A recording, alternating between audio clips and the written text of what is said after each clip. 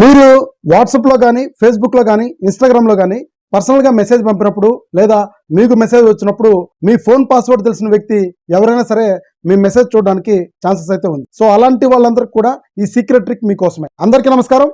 మనము రోజు ఫేస్బుక్లో కానీ ఇన్స్టాగ్రామ్లో కానీ వాట్సాప్లో కానీ పర్సనల్గా మెసేజ్ పంపుతూ ఉంటాం. మన ఫోన్ పాస్వర్డ్ తెలిసిన వ్యక్తి ఎవరైనా సరే ఆ మెసేజ్ చూడడానికి ఛాన్సెస్ అయితే ఉన్నాయి. నేను చెప్పబోయే వెబ్సైట్లోకి మీరు పంపాలనుకున్న మెసేజ్ని అక్కడ టైప్ చేసి మీరు ఒక పాస్వర్డ్ సెట్ చేసుకొని కన్వర్ట్ చేస్తే అది ఒక కోడ్ లాంగ్వేజ్ లాగా మారిపోతుంది.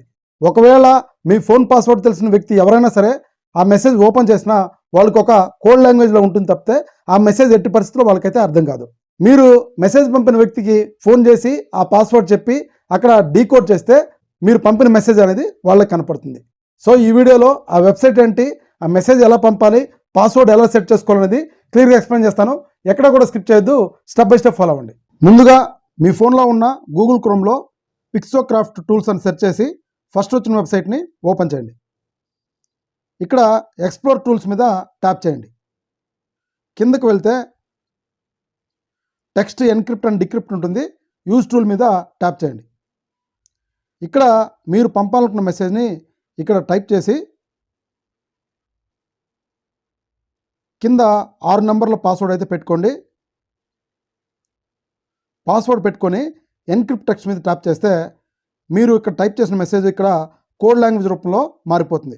సింపుల్గా ఇప్పుడు మీరు దీని పైన కాపీ బటన్ మీద ప్రెస్ చేయగానే ఆ మెసేజ్ అనేది కాపీ అయిపోతుంది. ఇప్పుడు మీరు వాట్సాప్లో ఎవరికైతే పంపాలనుకున్నారో వాళ్ళ చాట్ బాక్స్ ఓపెన్ చేసి గట్టిగా పట్టుకుంటే ఇక్కడ పేస్ట్ అప్లై చేసి సెండ్ చేయండి. సో ఎవరైనా మీ ఫోన్ పాస్వర్డ్ తెలిసిన వ్యక్తి అయినా సరే ఈ వాట్సాప్ మెసేజ్ చూడంగానే వాళ్ళకి ఏం అర్థం కాదు, ఇది ఒక కోడ్ లాంగ్వేజ్లో ఉంటుంది. ఇప్పుడు మీరు మెసేజ్ పంపిన వ్యక్తికి ఆ వెబ్సైటు ఆ పిన్ను ఫోన్ చేసి చెప్పండి.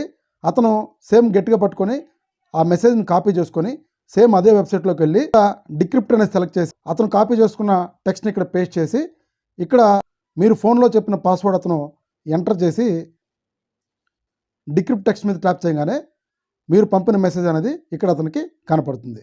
సో ఫ్రెండ్స్, చూసారు కదా, ఇన్ఫర్మేషన్ని సేవ్ చేసుకోండి, షేర్ చేయండి. ఫ్యూచర్లో మీకు ఎప్పుడైనా ఉపయోగపడచ్చు. ఇలాంటి మరిన్ని వీడియోస్ కోసం మన ఛానల్ని తప్పకుండా సబ్స్క్రైబ్ చేయండి. Thank you.